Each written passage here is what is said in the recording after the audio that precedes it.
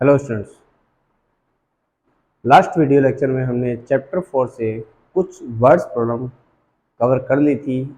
आज जो remaining words problem है उनको कवर करना है। चलो आगे बढ़ते हैं हम बाकी प्रॉब्लम्स को कवर करते हुए। तो ये हमारे पास पहले मैंने 4 प्रॉब्लम्स आपके सामने रखी हुई है, इन चारों को कवर करेंगे। उसके बाद में ये है 4.1 से, उसके बाद 4.3 में जो वर्ड्स प्रॉब्लम है 2 या 3 है उनको कवर करेंगे। चलो ये मीनिंग को हम पहले भी समझ चुके हैं कि ये चैप्टर 4 से ही क्यों ली गई है, इसका मीनिंग हम कर चुके हैं। अब इनको सोल्व कैसे करना है, इनको समझना है हमें थोड़ा सा एक्सप्लेन करते हुए।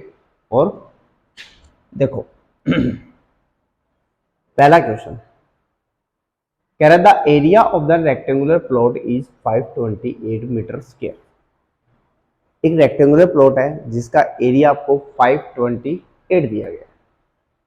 यानी कि देखो, जब भी आप किसी भी रेक्टेंगुलर प्लॉट का एरिया कैलकुलेट करते हो तो नेचुरल सी बात है आपको वहां पर दो चीजों की जरूरत होती है। ये एक आपने कोई रेक्टेंगुलर प्लॉट ले लिया, मेरे को इसका एरिया कैलकुलेट करना है जो कितना है 528 है। इसको कैलकुलेट करने के लिए इसकी दो चीजें चाहिए मेरे को, एक इसकी लेंथ चाहिए और एक इसकी ब्रेथ चाहिए। तो आप क्या कंसीडर करेंगे? Let the length of the plot is x and breadth of the plot is y and the area given area is 528। जो हमें कंडीशन दी गई है उसके अकॉर्डिंग हम 3 लाइंस मेंशन कर देंगे कि let the length of the rectangular plot, let the breadth of the rectangular plot and the area of the rectangular plot. Second line जो हमें कह रही है द लेंथ और ब्रेथ में कंडीशन दे रहा है हमें, कहता है the length of the plot is 1 more than the twice of breadth. तो इसकी जो लेंथ है जिसको हमने x माना है वो क्या है? According to question, according to question ये क्या कह रहा है कि जो इसकी लेंथ है वो क्या है? दिस इज इसकी ब्रेथ के ट्वाइस से, इसकी ब्रेथ के ट्वाइस से 1 मोर, एक ज्यादा है। तो इसकी लेंथ है वो क्या है? इसकी ब्रेथ के ट्वाइस से एक ज्यादा है। जब लेंथ आपको मालूम लग गई then you can calculate now. अब आप क्या कर सकते हो इसके अंदर, आपने क्या निकालना है?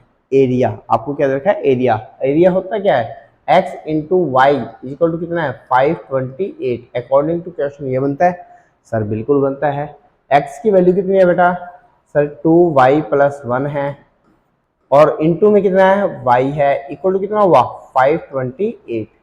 क्या हम यहां से हमारी इक्वेशन डिजाइन कर सकते हैं?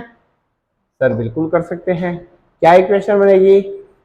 2y स्क्वायर प्लस y, 528 को उधर ले जाओगे तो माइनस का 528 equal to 0। We get our quadratic equation.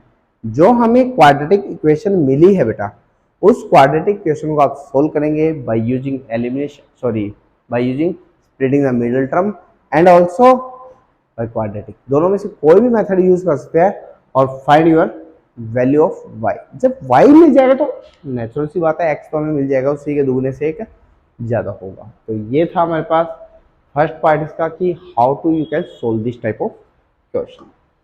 Now the next question,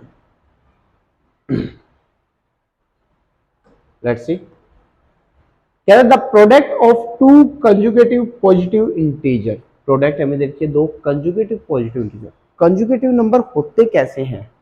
3 के बाद 4 आता है, 4 के बाद 5 आता है। अगर हमने माना first conjugative number is x, तो सेकंड कंजुगेटिव नंबर क्या होगा आपका? x plus 1। तो दोनों कंजुगेटिव पॉजिटिव इंटीजर कैसे लिखेंगे? x and x plus 1। आगे क्या कहता है ये? उनकी जो प्रोडक्ट है वो इज 306। तो इन दोनों की जो प्रोडक्ट है, ये नंबर और ये नंबर, इन दोनों की जो प्रोडक्ट की जा रही है तो वो कितनी आ रही है? 306। अब आप क्या करेंगे? सिंपल सी बात है, डू मल्टीप्लाई। ये कितना आया? X square plus x minus 306 equal to 0। Line up आप कर लेंगे बिल्कुल कि आपने सबसे पहले कंसीडर करना है let the two consecutive positive integer x and x plus 1 the product. According to question हमारे पास क्या हो जाएगा? ये आ जाएगा और इसको हम क्वाड्रेटिक की डिजाइन करते हुए by applying the splitting the middle term या फिर by applying the quadratic formula. मैं तो क्वाड्रेटिक अप्लाई कर लेना ताकि वो इजीली आपको कैलकुलेशन आसानी से दे सके, कोई दिक्कत ना हो। Now the next question, age based question है।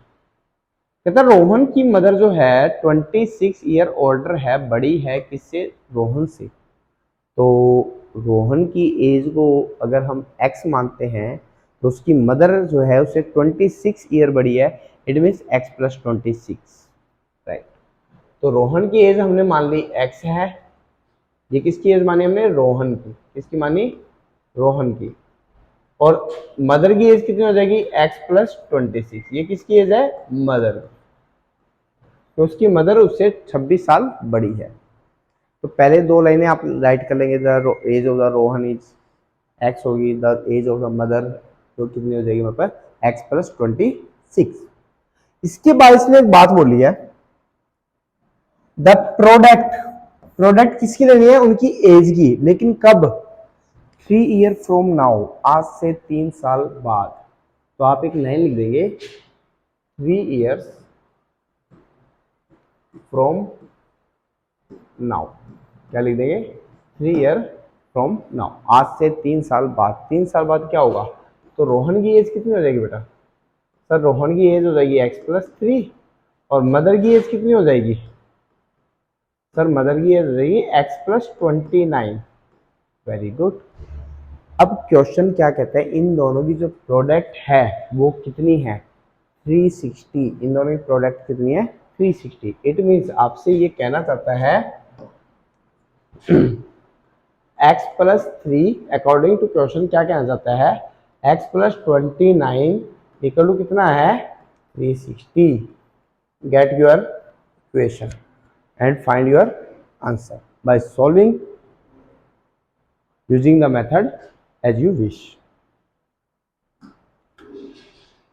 The next problem, train travel at a distance 480 km at a uniform speed।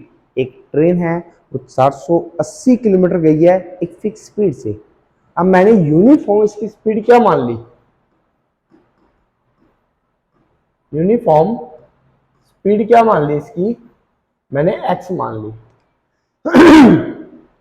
इसने डिस्टेंस कितना कवर किया, 480, रिमेंबर रे। If the speed had been 8 kilometre less, जो न्यू स्पीड है वो कितनी है, न्यू स्पीड मेरे पास कितनी है, 8 kilometre less, then it would take the 3 hour. अब इन दोनों के टाइमिंग में 3 घंटे का डिफरेंस दिया। बेसिक कंडीशन ये लगी मेरे को, मैं इन दोनों के टाइमिंग में 3 घंटे का डिफरेंस आया जब उसकी स्पीड कम ज्यादा हुई। तो we need a find the speed of the train, हमें एक स्पीड बतानी है ट्रेन की क्या है, यही एक्स की वैल्यू में कैलकुलेट करनी है। आप सभी एक बात से वाकिफ है क्या, कि स्पीड क्या होती है, स्पीड इक्वल टू होता है डिस्टेंस अपॉन टाइम। तो यहां से टाइम की वैल्यू क्या आएगी, डिस्टेंस अपॉन स्पीड। जब उसकी स्पीड कम होएगी तो बेटा टाइमिंग क्या लेगा, ज्यादा लेगा ना। यहाँ पर टाइम क्या हो जाएगा, इंक्रीज हो जाएगा, यहाँ पर टाइम क्या होगा, कम होगा। यानी कि आपके पास ये टाइम ज्यादा है और ये टाइम कम है। क्लियर है, बिल्कुल सर, वहां स्पीड कम है तो टाइम ज्यादा लगेगा। चलो इस फॉर्मूले के अकॉर्डिंग टाइम डिसाइड करो। डिस्टेंस कितना है, 480 upon speed. Clear.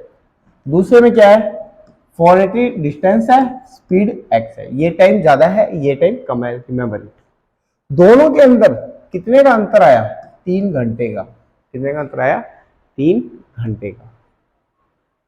Find your equation.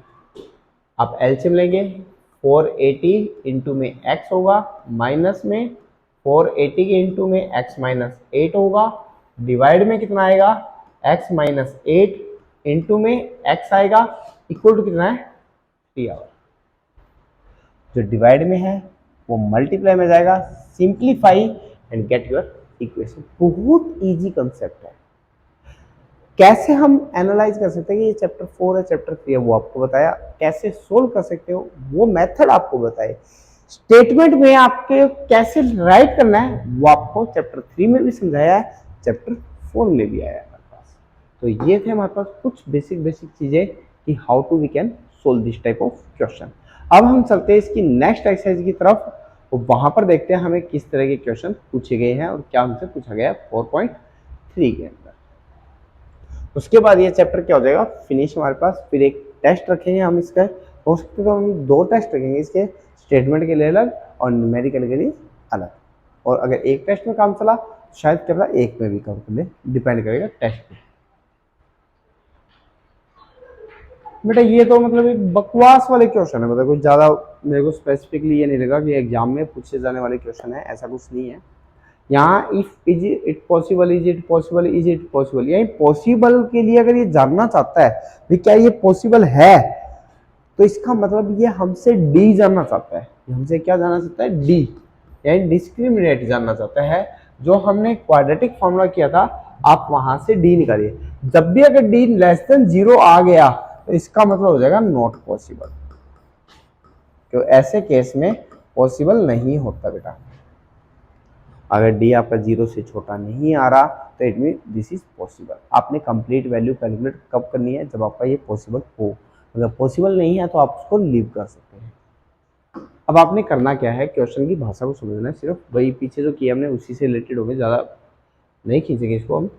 क्या it is possible to design a rectangular mango grove whose length is twice its breadth, the area is 800। वही सेम पीछे वाला क्वेश्चन ही डिजाइन किया गया, length मानोगे ब्रेथ मानोगे, कंडीशन आपको फॉलो की गई है और आप उसके अकॉर्डिंग क्वाड्रेटिक आप डिजाइन करेंगे। क्वाड्रेटिक जो बनेगी आपने ये वेरीफाई करना है उसका डी पॉजिटिव आ रहा है नेगेटिव आ रहा है, यानी कि एक्स की वैल्यू फाइंड कर पा रहे हो या नहीं कर पा रहे हो, then solve it. Is it the flowing situation is possible? कौन सी सिचुएशन? डिटरमाइन द प्रेजेंटेज, वो तो हम मानेंगे प्रेजेंटेज को x और y समथिंग जो भी मानेंगे, to the sum of the age is 20, यानी कि एक x हो गया दूसरा 20 माइनस x हो गया। कहता है the product of their is 48 4 year ago, 4 साल पहले, यानी कि x माइनस 4 हो गया और वहां पर था हमारे पास 20 माइनस एक्स यानी कि 16 माइनस एक्स हो गया। दोनों की मल्टीप्लाई को 48 रखे, डी निकालना। अगर डी पॉजिटिव आ गया तो पॉसिबल है, डी नेगेटिव आ गया तो नॉट पॉसिबल है। Is it possible to rectangular design a rectangular part? Parameter 80 दिया है, यानी कि x प्लस वाई का ट्वाइस जो है हमारे पास वो 80 है, x प्लस वाई 40 है। यहाँ से एरिया 400 है, तो आपने क्या करना है, इसने बोला है आपको, थोड़ा सा हल्का सा लिख के बता देते हैं आपको। इसने बोला कि x प्लस वाई कितना हो गया? 40 हो गया ना, क्योंकि पैरामीटर 80 है तो इसका मतलब क्या हुआ? x प्लस वाई 40 है। एरिया कितना है? 400, यानी कि x इंटू वाई कितना है बेटा? 400। तो यहाँ से x की वैल्यू यहाँ शिफ्ट कर दीजिए और d कैलकुलेट कर लीजिए। If d is negative then not possible, if d is positive then it is possible. Possible है तो उसे फाइंड करके दे दीजिए, उसकी लेंथ क्या है और ब्रेथ क्या है। बहुत इजी क्वेश्चन है, बिल्कुल बेसिक क्वेश्चन की तरह है हमारे पास। जो इसके टफ पार्ट्स है वो हमारे सिलेबस से निकाल दिए गए और जो ईजी पोर्शन है वो हमारे लिए छोड़ दिए गए। तो ये था हमारे पास चैप्टर 4 की कंप्लीट समरी कि हमें चैप्टर 4 को कैसे एनालाइज करना है, कैसे सोल्व करना है। इसके बाद हाँ, ये थोड़ा सा मैं आपसे रिक्वेस्ट करना चाहूँगा कि आप चैनल को मैक्सिमम लाइक शेयर सब्सक्राइब करें अगर आपको वीडियो समझ आ रही है तो। अगर आपको समझ आ रही है तो शायद किसी और का भी फ़ायदा हो जाए, ठीक है। तो ये आपने मेरे को सपोर्ट करना है। तो मिलते हैं नेक्स्ट वीडियो में, तब तक के लिए enjoy day with your family. Thank you. Have a nice day. Bye bye.